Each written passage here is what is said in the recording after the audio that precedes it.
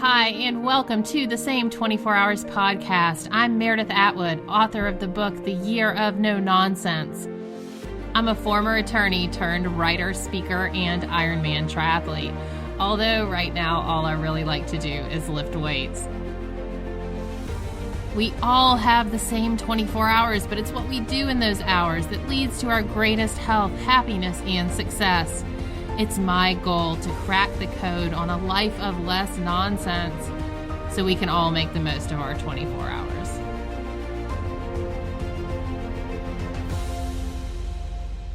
So let's get started. Dr. Nicole LePera is here. Hello. Welcome. Welcome to the podcast. Welcome to Facebook. It's great to have you. Thank you. Thank you for having me, Meredith. I'm honored to be here. Excellent. So from a jumping off point, I absolutely love your Instagram. I love everything you put out there, hence the invite to join me in my little world. So thank you for your contribution to the social media world, because it's good work. Right back at you. I'm thrilled to be here. All right. So how did you come to, your title is the holistic psychologist. So how did you first come to be interested in psychology? And then how did that angle sort of come about? Yeah, absolutely. I'm one of those people, I think as long as I can remember, kind of intuitively, I found myself attracted to understanding other people. I think from a sense of possibly difference, when I became pure age, watching my friends in the world, behaving, thinking, experiencing life differently than I did, really became fascinated. The way I understand it now is with the mind. Understanding that, we're all a little bit different and seeking to understand, obviously, what makes us different. Whatever that age is when people start to then say, well, what are you going to be when you grow up? For me, I know that came up a bit in high school because I remember my high school happened to offer one psychology class that you could be eligible for when you were a senior. Right. I think that was the same with mine. Same thing. Yeah. And I was looking at that class from freshman year, knowing that I wanted to take that. So somewhere around whatever that age is, I kind of intuitively, with that fascination with others and the mind, obviously really top of mind for me, knew I was en route to become a psychologist. So I did the thing. I went through a lot of school. I opened up my private practice in talk therapy. I practice in a whole bunch of different treatment centers, populations, learned all different modalities, as you will, ways to treat people, help them obviously manage their symptoms. And flash forward in time, after being in practice for many years, I began to observe a universal phenomenon that I like to call of stuckness, of really incredibly insightful humans that I fancied myself one of them, that maybe had awareness and maybe had come upon tools to help them create change in their life. And the short of it was, Meredith, after doing this for many years, I came to realize that not many of us were able to actually create change in our lives. So I think, as it happens for many of us, in my own path of self-discovery, trying to, at that point in my life, figure my own self out. Why am I still struggling in all of these ways? Why do I still have more or less a daily experience of anxiety, of being in fight or flight constantly? Why do I feel so disconnected from everyone around me? Obviously, seeing a lot of that same patterning in my clients, I really sought on my own path of exploration to begin to understand that universal stuck. And in doing so, I happened upon a whole world of new tools, of new ways to incorporate really the process of change, which brought me to begin to call myself a holistic psychologist, really understanding that we are an interconnected being, mind, body, and soul. And like I said, many of the ways that many of us have attempted to change have left us largely unsuccessful. Right. So what was the first thing, like when you felt like, okay, I need to change a thing? Because for me, I always feel like there's this presenting problem. And I talk about it in my book. Like for me, it was always, if I could just lose weight, then everything else would be fine. Not ever making the connection until years ago that, oh, that's just a symptom of other stuff. So what was it for you? Did you have a presenting problem that you kept like banging your head against the wall that kind of led you down this path?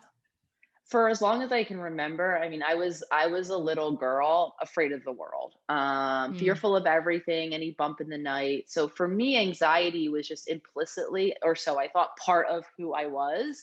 Um, I had periods, especially in my 20s, where my mom was having a pretty serious heart issue, where my anxiety really started to hit a peak, and then I met the panic attack, that really nightmarish experience. And I share that with you because at that point I didn't even view my anxiety and now my panic as it was evolving into my 20s as particularly unique or problematic, because meanwhile, as I'm entering my 20s, nearing my 30s, most people I'm talking to, I'm friends with, if you will, or I'm interacting with, are having that same experience. So I did a lot, as I think a lot of us do, of explaining away, or maybe of understanding, symptoms such as anxiety as being the gift our genetics have bequeathed, right? We see maybe these patterns in our families and we begin to believe that that's our lot in life. And I think the field itself contributes to that.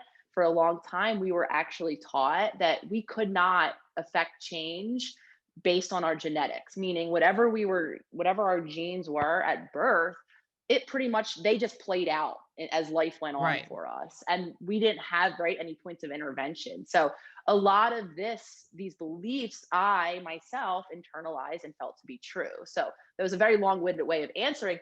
There wasn't a big glaring thing for me for quite some time, because a lot of, like I said, the patterns, the lack of fulfillment in my relationships. By the time I opened my practice, if I'm perfectly honest, I was living for my vacations, for the weekends. And it really sounded quite similar to how most people around me were living. Very low energy, really unfulfilled, barely making it through. So again, I didn't really have the big glaring thing that like set me down a path of something must be wrong, until I guess what really shifted me a bit, from fear, as it often does. I started to, cognitively, I started to have some really scary symptoms. I started to faint. And I started to forget my words, mid sentence, in the middle, with clients, and it felt different than like, oh, another thought popped in and I trailed off. It was in my brain. It was starting to feel like I said, scary. So for me, first, when that started to happen, I obviously, as most of us do, I went online seeking the diagnosis, the what's actually wrong with me. And at this point, I pretty much pinpointed, well, there's something must be wrong in my brain, because I'd never heard of people fainting for another reason. So the gift of, I think, that fear was what led me into beginning to research, obviously the causes, or what could be causing that sort of symptomology, which actually then led me down a pathway beginning to challenge that old model of my genetics are what I'm meant to live, into a new field, a new science of what we now know to be the case, which is epigenetics. So yes, we have genetics, and we are equipped with, the genes that are gifted to us at birth. However, we can make change. We can affect change based on our daily choices and the lifestyle that we're living. So for me, while I didn't believe it to be true, that at least opened up a little door, where I could begin to at least consider now a conversation about actually healing. Because prior to that, like I said, I thought, for anxiety in particular, I thought, okay, I'm an anxious person. I will always be an anxious person. It's just a matter of degree. Can I manage my anxiety enough, right, to function in life? Now I began to question that. I began to wonder, well, wait a minute, am I an anxious person, or have there been circumstances, right, that have contributed to my very real experience of anxiety that now I can unlearn, or I can begin to create change? So, of course, that began a process of creating Right. that healing in my own personal life. But for me, that was the major pivot. So epigenetics, that's like it's kind of the argument nurture versus nature, but even a step further though, because it's not so much just nurture, right? It's like nurturing yourself. So it's almost like an extension beyond your childhood and your adolescence to continuing to nurture, right? Would that be a fair assessment? Absolutely. And it's the merger of, it's not one or the other. Our human Mm, mind likes to, it's nature, not nurture. It's nurture, not nature. we're now understanding it's both, right? It's the nature, if you will, what we're born with in the environments that we're born into, and then the environmental effect. So and you'll hear me talk a lot using that word and often emphasizing because I think a lot of times we do try to push things into an either or. And we've done that, I believe, in science for some time, where we did look for the sole genetic cause or the Right. sole environmental cause. And so to simplify the answer, it's both. It's how they interact with each other. And every time I hear this, I think of that documentary, Three Identical Strangers, with the triplets who were, oh, you haven't seen that? I Oh, haven't seen that. okay. Yeah. And I feel like that documentary just sort of took the or approach, like it's nature or nurture. And or it was, I don't know, it felt kind of like at the end, you were like, oh, well, it's clearly nurture. We know who to blame, right? But yeah, I think that's such an important distinction to realize that it's the and. So before we got on, I mentioned your recent Instagram post about codependency and the family unit. And I thought that was so fascinating because well, just with my own history and realizing the emotional impact of like the family dynamic, and when someone in the family requires all the attention or all the emotion, like how that operates. So, and I also had a call with a client recently who we talked about codependency, and she's like, I don't even know what that means. And I was like, well, codependency is when, I was like, yeah, I'm not qualified to tell you what that is either. So I feel like that's a term that's kind of bopping around a lot. So maybe we can talk about codependency. Like, what is it? Why is it like the term of the day right now? And why do we care? So coming from a very, very codependent household, interestingly enough, if you would have talked to me, Meredith, 10 years ago, I might have heard that word in a very distant clinical sense. I definitely would have not have frequented use of that word in my clinical practice. And you would have absolutely heard me adherently denying that I came from a codependent family. So I say all that to say I believe that now this concept is being talked about in a really helpful way, and I think for quite some long it hasn't been. And I think a lot of us are operating very codependently. So what do I mean when I say codependent? So I'll preface kind of most of the explaining that I do with acknowledging that I speak in very kind of simplistic ways. My intention mainly is to give people, a new level of awareness and a new level of practicality with some of these tools that I believe are a little bit distant from us in the way they're described. So in simplicity's sake, we do a lot of learning when we come here. When we are born as infant humans, we are born in a complete state of dependency, meaning we are reliant on someone, something, a caregiver, a parent figure outside of ourselves to quite literally ensure life, to keep us alive. We cannot care for ourselves as a human infant.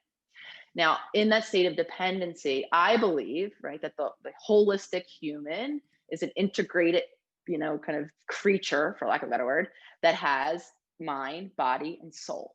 So accordingly, I believe that, this infant being comes into this earth experience with needs in each of those areas, right? They're born into a body, and it's the physical body has needs.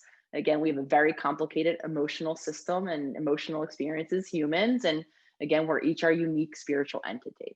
So back in that state of dependency, because we can't meet our needs on our own, and because we are wired to connect with other humans to help us meet those needs, we're quite literally, again, wired to be in relationship. We begin to engage in dynamics. Dynamics mainly addressing attempts to get those needs met. And we're doing learning. And what a lot of us are doing, in absence of having a very attuned caregiver, which most of us don't have, that are able to fully meet their own physical, emotional, and spiritual needs so that they can put their aside for someone else's, right? This is all an ideal world, pretty unrealistic for most of us humans. When we don't have that, we are incredibly adaptive as human infants as well. So we begin to modify certain things like the way we meet our needs based on what we've learned to do. Again, oftentimes that's incomplete for us. We also learn how to inhabit roles, kind of wear the masks that a lot of us like to acknowledge that we do in relationships. Again, all aimed in the service of meeting our needs. And what happens for a lot of us is we begin to outsource our needs being met externally, right? We begin to meet, whether it's our physical needs, our emotional needs, our spiritual needs, through external means, whether it's, ways of being in the world, ways of relating to others, roles that we're playing. And so what a lot of us are doing is we're meeting our needs through someone else. So what codependency is simply, it's a limit, or it's a lacking of a limit where there is no definition that is separating me, say for instance, Meredith, from you, such as through us being in relation together, again, I'm actually indirectly attempting to get some of my needs met.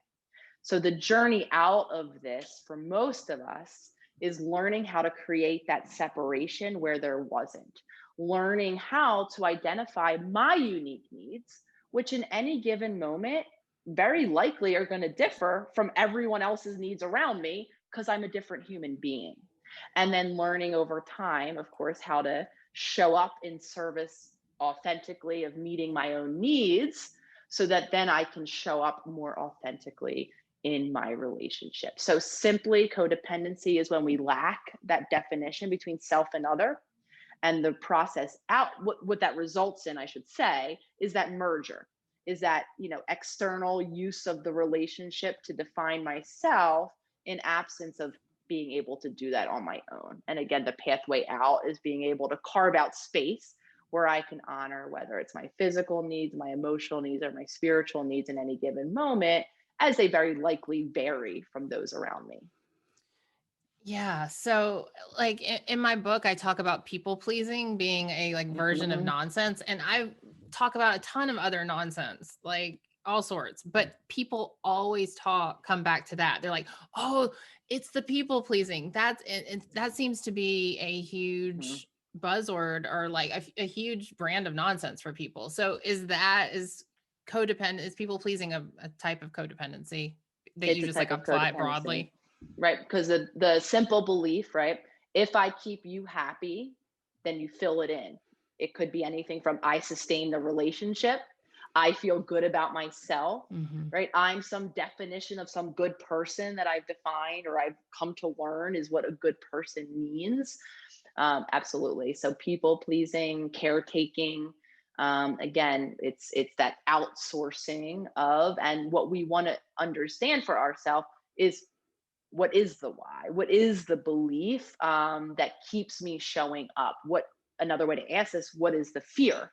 If I don't people please, if I don't do what I think you need in the moment, what am I fearing? So again, some of us listening might have clarity right away. Oh, I'm fearing this person won't love me. I'm fearing they'll think I'm selfish. Some of us might not know. So it's that path of exploring.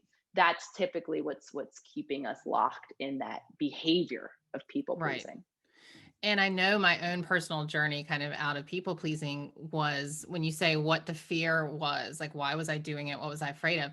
All I could think about when I first started addressing it was, it's just fear. I'm just afraid. Like I was afraid of being afraid of being afraid. Like it was just fear stacked on top of fear. Yes. And so to do that exploration, like where it came from and where like the roots were, and learning like, oh my gosh, this was literally fear that I would be abandoned and left in the street as a 5-year-old. Like it was true survival. Yes. Like, oh, I'm scared I'm going to die. And then when you connect that as an adult, that you're carrying the people pleasing is that serious. Like you are carrying an internal nervous system response to survival. That just, for me, that lit my brain all up. And I was like, oh, I got to stop this. I got to get a hold of this. And I think it's an incredibly important awareness, in that I'm always speaking about the underlying process, whether it's what we're talking about now, the nervous system dysregulation. Because I know a really unfortunate byproduct for a lot of us is when we begin to apply labels of brokenness. Well, there must be something wrong with me. And the reality is, in most of these situations, all of our habits and all of our patterns are actually us working perfect as we should. Again, it's our nervous system, protecting us from fear at one time that was quite overwhelming. And again, everything that we're living, and that's why I'm always talking about the pathway to stuck, like I will in the book, right? Also giving us the pathway out of stuck. But because a lot of us do internalize shame, brokenness, we take it to mean that we can't change, because we continue to see ourselves unable to affect change, or to have that, amorphous fear, with everything, and not really knowing where it comes from. And the reality, like I said, is, Meredith, it does come from a place, often a protective place, that it takes us peeling back the layers to begin to unearth, and then to empower ourselves, because the fear that at one time was overwhelming is now much more manageable in our adult self, once we understand how to navigate, right, fear, anxiety, feelings in general. And for Right. many of us, even as adults, and I'll be the first one to say it, and this I think is for hard to believe maybe for a lot of people, because I went to school for a very long time trying to help other people deal with their emotions, right? Still a journey that I'm on, to empower myself to not only expand and allow the whole spectrum of human emotions to be, applicable in my life, as they will be, furthermore, to learn how to deal with them. So a lot of us, I think, as adults believe, oh, well, we should know how to deal with our emotions. We should know what scares us. We should know how to handle fear. And the truth of the matter is, we're probably relying on those older coping tools that Right. actually aren't serving us anymore. Exactly. So you're going to tell us how to fix this unbrokenness since we're not broken, but that, everyone can identify, like most people can identify, oh, yeah, I'm a people pleaser. Now what? Or I have this and now what? I think there may be awareness to what the problem is, I put problem in quotes, but now what? And you have a new book coming out in March, How to Do the Work. What a great title, because, it's not how to go to the playground or how to pick up your free kit. Like, it's work to do the work. Yeah. So what is the first step? I mean, what is it? Is it awareness? Is it put your seatbelt on? Like, where do we start? Awareness is the first step. However, it's not the last step. Actioning, creating change. So, what do I mean when I say that? The reason why, to put it simply, most of us are stuck is because all of this conditioned way of being that we've been talking about, right? All of these habits and patterns, all of these best attempts at meeting our needs, physical, spiritual, and emotional, that most of us, were modeled in childhood and repeating over adulthood. All of those, I'm going to call them the programs, the computer analogy that we're all very familiar with, right? All of these programs are actually stored in a very powerful place in our mind. It's called our subconscious. And depending on the literature you read, upwards of 95% of our day-to-day life, we are at the mercy of those programs, meaning simply we're running on that autopilot. We're not waking up each and every day, and just think logically in your own life, the listeners, and deciding, what do we do in the mornings? What's the first thing I'm going to do? Typically, what we do the first thing in the morning is what we've always done the first thing in the morning. So that is very strong. You use the word insight, right? We, and a lot of us, are very insightful, very self-aware. I would see this week after week in my practice. I'd sit across from a very self-aware human.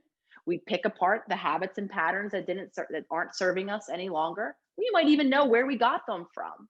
We could even come up with a plan of action, like I said, right, of what we're going to do differently the next time this happens. That conversation is actually happening from a different part of our mind. It's coming from our prefrontal cortex, the seat of where consciousness lives. Consciousness is what makes us different from animals. We have the ability to think about thought, to observe our thought, to use our past experiences and decide what didn't work, and troubleshoot and plan for a future that's different.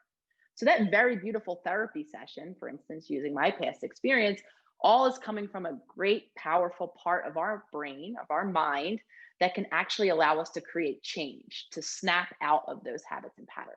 However, when I leave that therapy session and I go about my day, the large majority of us are going right back into those autopilot patterns. So to create change, we have to learn how to be conscious in our daily experience. We have to learn how to translate that awareness, that new plan of action from my mind into what actually happens the next time that external event occurs in my world. So that's the shift we have to make. And that comes when first we honestly assess how conscious we are in the day to day. And suggestion, a quick and easy one that I often give, because I know that a large majority of us walk around with a cell phone. Set a cell phone alarm for 2 random times throughout your day. You'll probably forget by the time the alarm goes off that you set the alarm in the morning. When that alarm goes off, I want you to do an attention check. Ask yourself, what were you paying attention to? Right?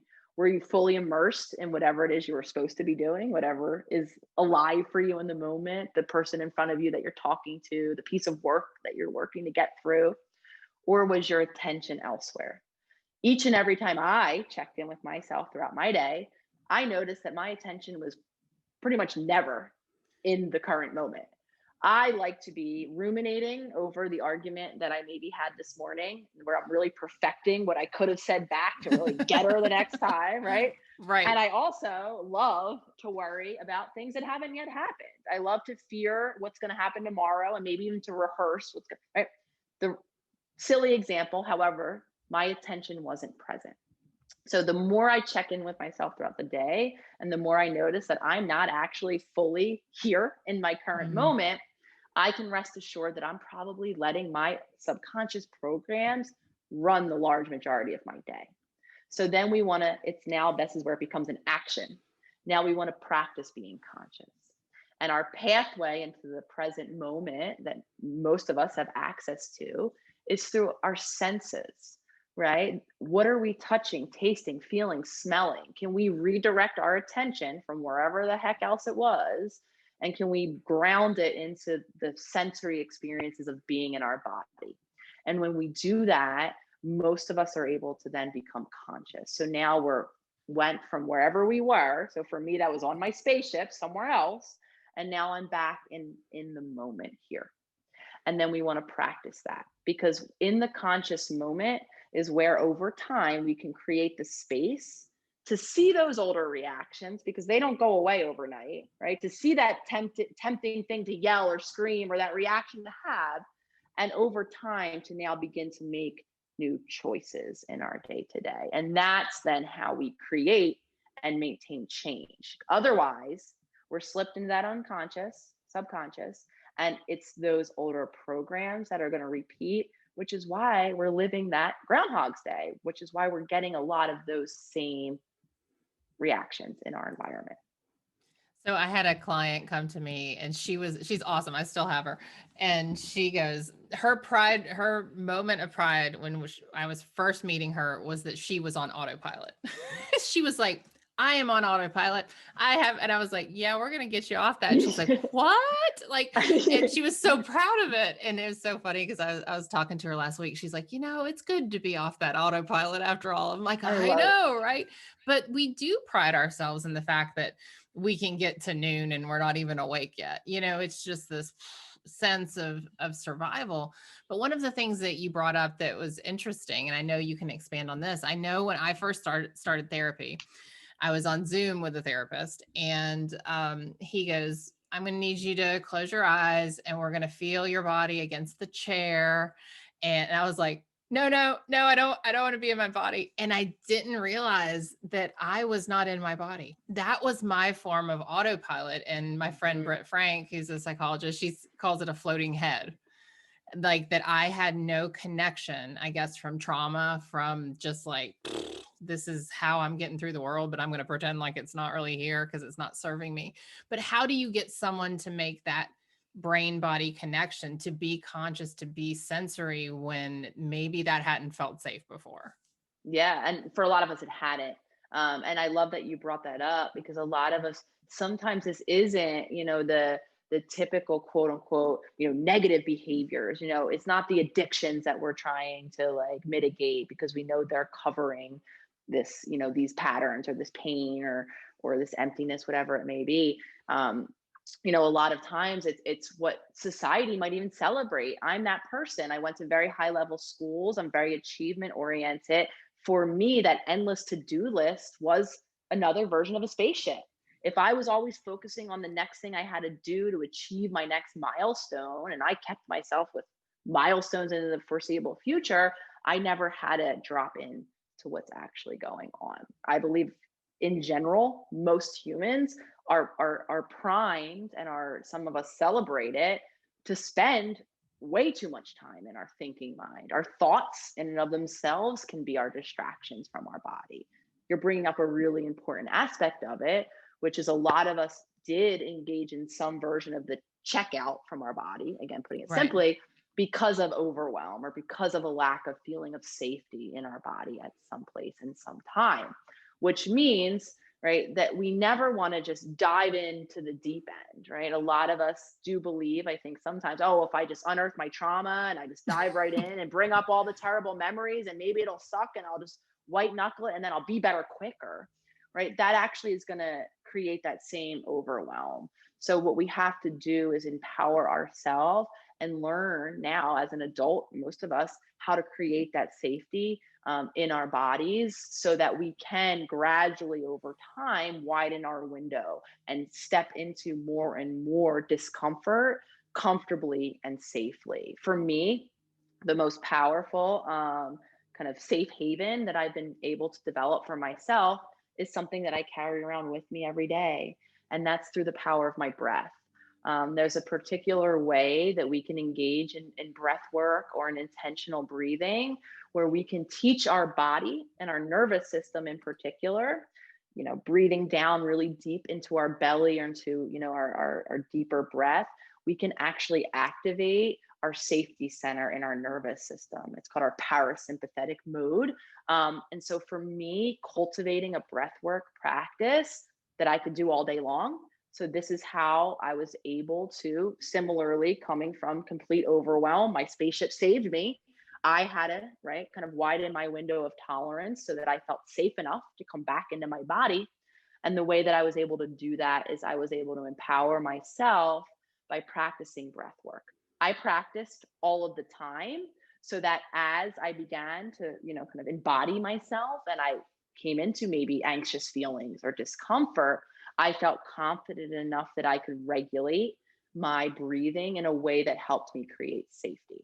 And I'm speaking that very intentionally, because breath work, I think, and a lot of these tools are the things that we hear and we're like, oh, that's helpful. I'll do that next time I'm upset. Right. And so I'm here to offer that, unfortunately, we have to practice this before we're upset, so Right. that two things can happen. So that A, I can remember to do this new thing when I'm upset, or else my subconscious program is going to tell me what I do when I'm upset.